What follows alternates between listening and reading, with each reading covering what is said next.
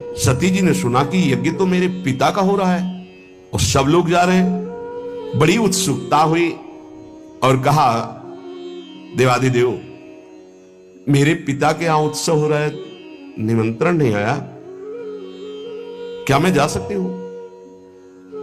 वामदेव, मैंने सुना है इस समय इस शरीर के पिता और आपके ससुर बड़ा भारी यज्ञ उत्सव कर रहे हैं, सब निमंत्रण में जा रहे हैं, हम भी चले?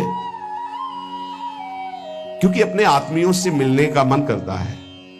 मैंने देखा इन विमानों में हमारी बहनें भी थी जो अपने पतियों के साथ थी, बड़े सुंदर गहने आदि धारण किए हुए प्रसन्न मुद्रा में जा रही थी। बहुत समय हो गया मैंने अपनी मां को नहीं देखा, उत्सुकता हो रही है हमको भी। शिव कल्याण में ब्रह्म ऋषियों के द्वारा रचा हुआ महाश्रेष्ठ यज्ञ हो रहा है। वैदिक मंत्रों से भगवान श्री हरि की प्रधानता है, चलना उचित होगा। अजन्मा प्रभु, आप ही जगत की उत्पत्ति हेतु और पालन करने वाले, मुझे पता है आप ही इस त्रिगुणात्मिका माया के सृजन करता है। मैं आपसे प्रार्थना करती हूं, बहुत दीन हो रही हूं, क्या आप मुझे मेरे पिता के पास ले चलेंगे, माता के दर्शन कराएंगे, यज्ञ का उत्सव में सम्मिलित होने का सौभाग्य मिलेगा? कुछ नहीं बोले भगवान से। काहे नीलकंठ, आप जन्म रहित हैं, अजन्मा हैं,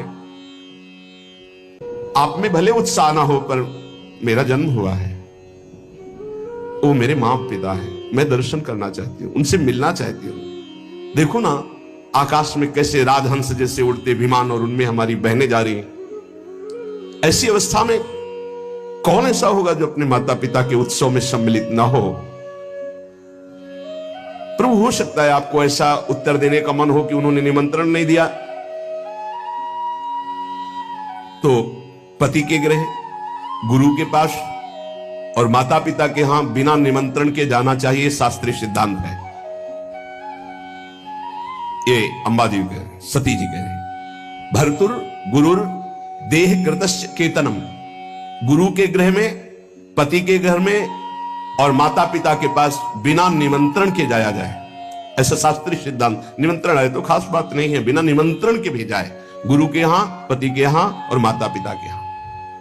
इसलिए आप शायद ये कहना चाहते हो कि निमंत्रण नहीं आया तो मैं नहीं लिवा चलूंगा, तो सिद्धांत है, आपको हमारी इच्छा की पूर्णता करनी होगी। और आपको मैं याद दिला देती हूं कि आपने मुझे अर्धांग में विराजमान किया है, मैं उसी सम्मान को आपको याद दिला रही हूं कि मैं आपकी अर्धांग हूं। याचना करती हूं, अनुग्रहित कीजिए, मुझे हमारे माता पिता के पास भेज दीजिए। सती जी की बात सुन करके भगवान शंकर थोड़ा मुस्कुराए, कहा, सुंदरी, तुमने ठीक कहा कि बिना निमंत्रण के भी जाया जा सकता है। तो योदितम शोभनमेव शोभने अनाहुता अप्यभियंति बंधुषु ते यदुत्पादित दोष दृष्टयो बलीय सानाम्य मदेन मन्युना। यद्यपि माता पिता, पति और गुरु के यहां बिना बुलाए जाना चाहिए, सिद्धांत है, पर तदपि विरोध मान जहां कोई, तहां गए कल्याण न होई। यदि माता पिता तुम्हारे वैर मानते हो तो फिर नहीं जाना चाहिए, फिर नहीं जाना चाहिए। देहाभिमानी मद क्रोध से प्रबल हुआ, यदि वो अपमान करता हो तो फिर नहीं जाना चाहिए। यह सिद्धांत वहां चलता है जहां देहाभिमान रहित होकर के, मद रहित होकर के, दोष द्वेष रहित होकर के वो जो रिश्ते हैं उनका पालन किया जाता है। विद्या, तप, धन, सुदृढ़ शरीर, युवावस्था, उच्च कुल, ये 6 गुण है, पर अभिमान आ जाए तो यही 6 दुर्गुण बन जाते हैं और उसका नाश कर देते हैं। ये 6 गुण अवगुण जब बन जाते हैं तो महापुरुषों का अपराध करा देते हैं और वो नष्ट हो जाता है जो महापुरुषों का अपराध करता है। मुझे लगता है यदि तुम अपने माता पिता के पास जाओगे तो वो तुम्हें आदर नहीं देंगे, मेरे संबंध के कारण भाव चढ़ाकर देखेंगे। ऐसी अवस्था में तुम सुख नहीं पाओगे। देवी, बाणों से बिन जाने पर उतनी पीड़ा नहीं होती जब प्रियजनों के द्वारा अपमान होता। सत्य कठिन जाति अपमाना। जब अपने परिकर के, अपने प्रेमी जन, अपने संबंधी तुम्हें सम्मान नहीं करेंगे और रोष भरी दृष्टि से या उपहास करेंगे, तब तुम्हारा जीना मुश्किल हो जाएगा। इसलिए हृदय को शांत करो और इसी कैलाश में ही रहो। सती जी को भगवान शिव की बात अच्छी नहीं लगी। क्यों? क्योंकि ममता जागृत हो गई तो ममता रत सन ज्ञान कहानी फिर नहीं समझ में आती। मानो सती जी ने कहा कि अगर आप एक बार खड़े होकर प्रणाम कर लेते हमारे पिता को तो समस्या ही नहीं होती, पूरा झगड़ा इसी से तो हुआ। भगवान शिव अंदर की बात जान कहते, सुंदरी तुम ये कह सकती हो कि परमोन्नति को प्राप्त दक्ष प्रजापति पद पर जब विराजमान थे तो आप खड़े होकर प्रणाम क्यों नहीं किया? तुम मेरी आश्रिता हो इसलिए मैं तुम्हें बता रहा हूं, ये खड़े होना, हाथ जोड़ना, प्रणाम करना, नमस्कार करना, यह देहाभिमानियों का व्यवहार है। ब्रह्मबोध संपन्न महापुरुष उसी आत्मस्वरूप वासुदेव का सम्मान करते हैं, बाहरी प्रक्रिया नहीं। अहंकार का पोषण अहंकार शून्य महापुरुषों के द्वारा नहीं होता। इसलिए मुझे लगता है तुम्हें नहीं जाना चाहिए। सुमध्य में यह नम्रता दिखाना, प्रणाम करना, हाथ जोड़ना, यह केवल व्यवहारिक क्रिया है। अगर अंदर के वासुदेव को नहीं पहचानता तो यह सब नाटक हो जाता है। तत्वज्ञानियों द्वारा उसी आत्मस्वरूप वासुदेव का सम्मान होता है, बाहरी देहाभिमानी का नहीं। विशुद्ध अंतःकरण का नाम वासुदेव है, अपने स्वरूप में स्थित होना सबसे बड़ा सम्मान है। ये भगवान ज्ञान स्वरूप शिव का, मैं उसी वासुदेव में निरंतर स्थित रहता हूं, इसलिए न किसी को नमस्कार न किसी को प्रणाम। इसलिए अगर तुम्हें लगता हो कि मैंने तुम्हारे पिता का अपराध किया तो बिल्कुल नहीं। मैं देहाभिमानी को प्रणाम नहीं करता, देह में विराजमान उस आत्म तत्व को नमस्कार करता हूं और वो मैं हूं। इसलिए किसको नमस्कार? कौन?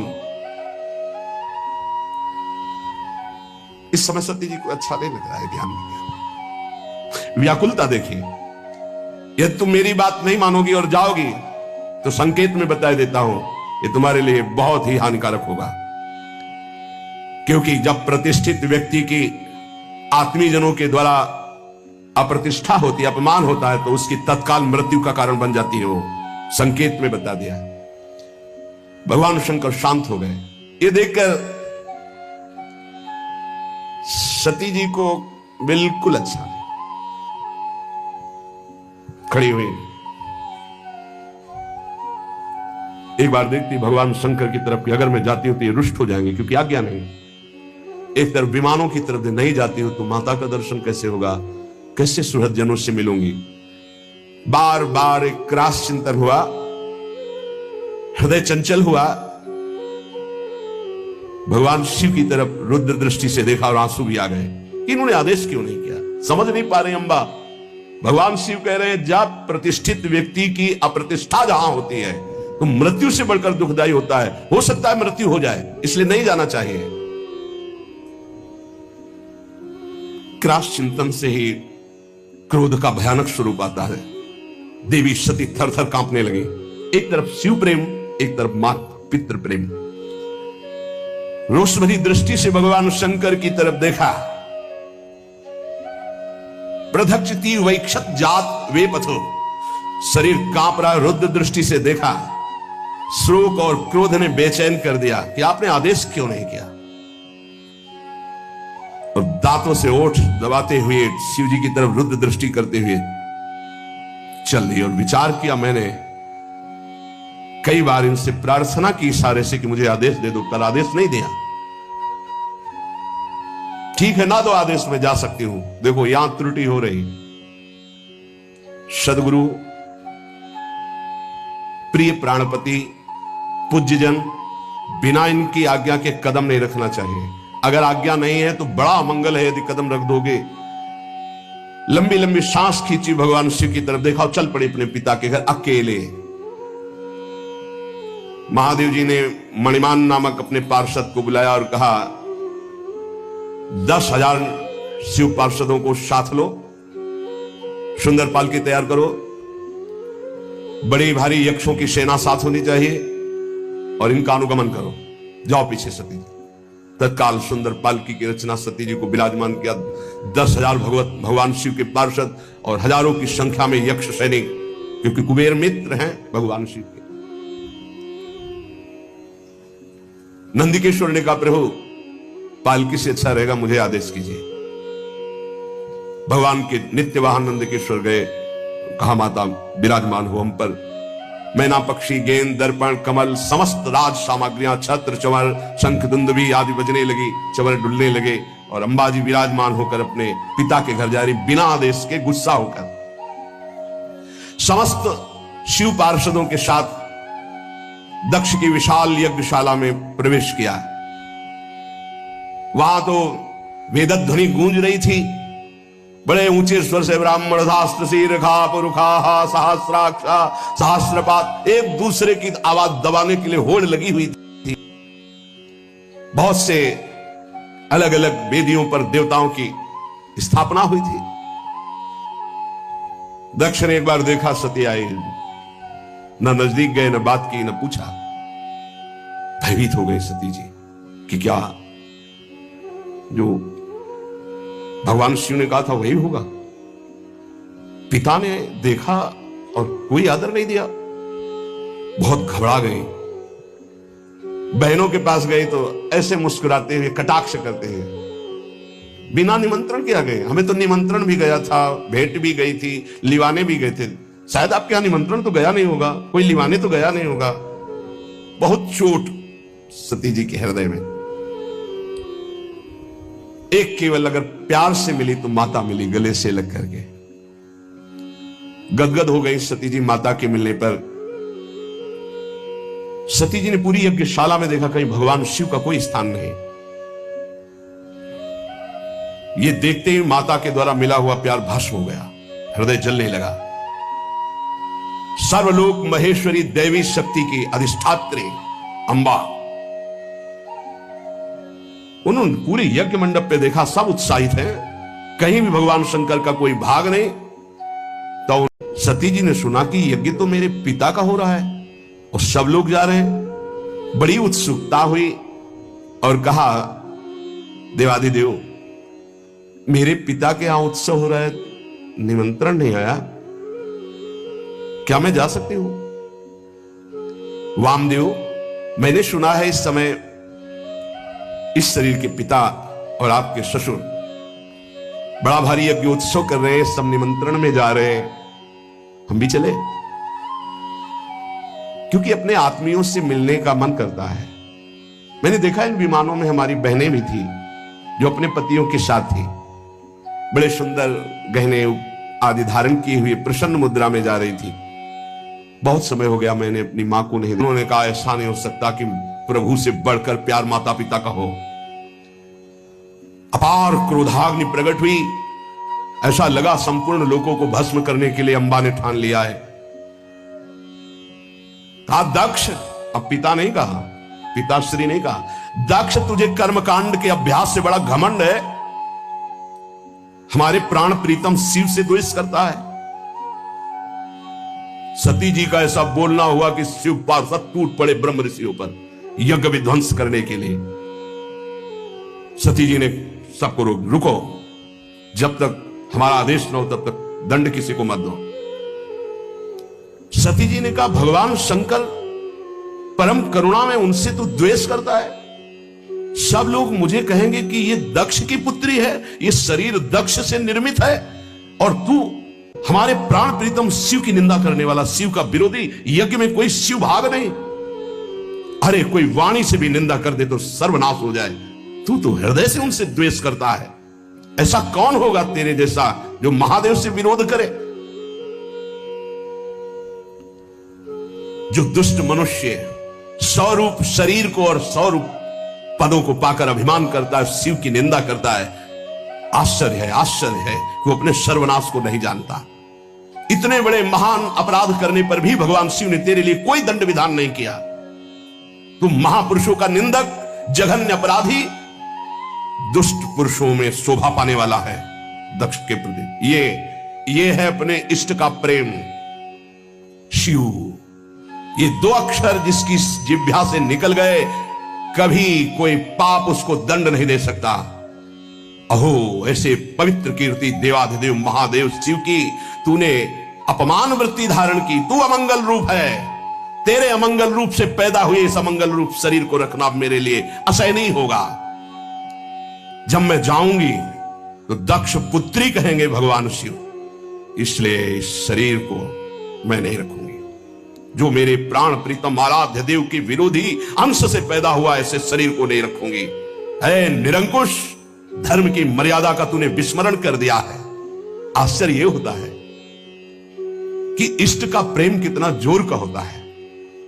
मात्र पितृ प्रेम से ऐसा लगा था कि भगवान शिव की अवहेलना करके सती जी आ रही, लेकिन हृदय में कितना गुह प्रेम अपने आराध्य देव के प्रति है। वैसे तो शास्त्र आज्ञा यही कहती कि अपने इष्ट और अपने पूज्य का अपमान होने पर शक्ति हो तो बलपूर्वक उसको दंड देकर बकवास करने वाली अमंगल रूप दुष्ट जिह्वा को उसी समय काट डालना चाहिए। छिंदात प्रसह्य रुषति मसतिम प्रभुश्चे जिह्वामसूनपि ततो विसजेत धर्मा, ऐसा धर्म आदेश करता है। नीलकंठ भगवान करुणा समुद्र शिव की निंदा करने वाले, अगर कोई निंदनीय वस्तु खा ली जाए तो वमन करना ही उचित होता है। इसलिए तेरी निंदनीय अंश से इस शरीर की रचना हुई है। अब इसको रखना ठीक नहीं है। हे कामादि शत्रु को जीतने वाले भगवान शिव, क्षमा करना। आपकी आज्ञा का उल्लंघन करके ममता वसाई, पर अब मैं आपका अपमान सह नहीं सकती।